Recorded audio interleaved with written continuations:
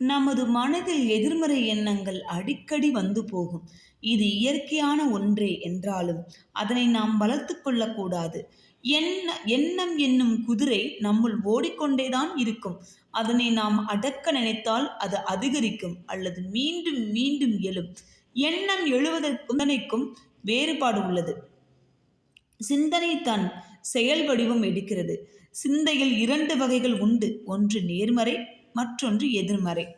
தானாக ஒருவருடைய மனதிலும் எதிர்மறை எண்ணங்கள் கண்டிப்பாக உருவாகும். அது உற்பத்தி ஆகி கொண்டேதான் இருக்கும் என்றாலும் அதற்கு தீனி போட்டு நாம் அதனை வளர்க்கக்கூடாது.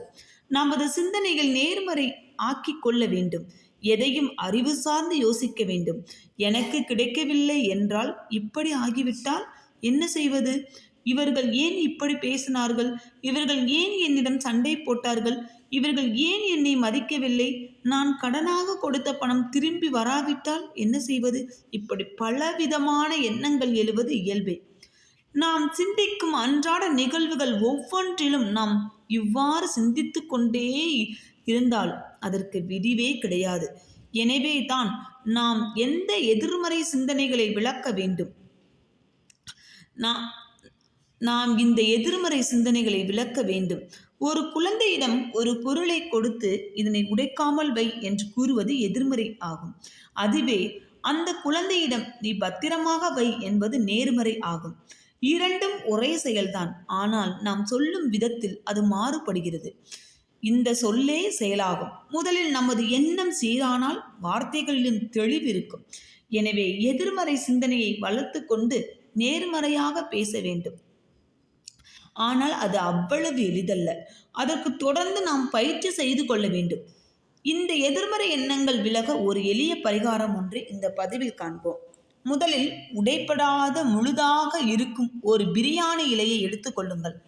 அந்த இலையில் 8, 3, 6, 5, 1, 7, 7, 8 என்னும் எண்களை எழுதுங்கள். இந்த எண்ணை எப்பொழுதும் பார்த்து கொண்டே இருங்கள். உறங்கும் போது கூட உங்கள் தலையணைக்கு அடியில் வைத்துக் கொள்ளுங்கள். இந்த எண் மன நிம்மதியை அளிப்பதோடு மனதில் தெளிவான சிந்தனைகளை அளிக்கும். உங்கள் மனதில் தோன்றும் எதிர்மறை எண்ணங்கள் குறையும். அது மட்டுமல்லாது ஓம் எனும் மந்திரம் நம்மை தியான நிலைக்கு கொண்டு செல்கிறது. உடலையும் மனதையும் தளர்த்தி ஆற்றலை சேமிக்க செய்கிறது. எண்ண ஓட்டங்களையும் கவனச் சிதறல்களையும் சரிப்படுத்தி மனதை ஒருமுகப்படுத்துகிறது. ஓம் என்னும் மந்திரத்தை 11 முதல் 18 முறை உச்சரித்துவிட்டு தூங்கச் சென்றால் ஆழமான உறக்கம் கிடைக்கும். இந்த பதிவு உங்களுக்கு ரொம்பவே யூஸ்ஃபுல்லாக இருக்கும் அப்படின்னு நம்புகிறேன். வீடியோ பிடிச்சிருந்தது அப்படின்னா லைக் பண்ணுங்கள், ஷேர் பண்ணுங்கள், கமெண்ட் பண்ணுங்கள். மறக்காமல் சப்ஸ்கிரைப் பண்ணிடுங்க. அனைவருக்கும் நன்றி.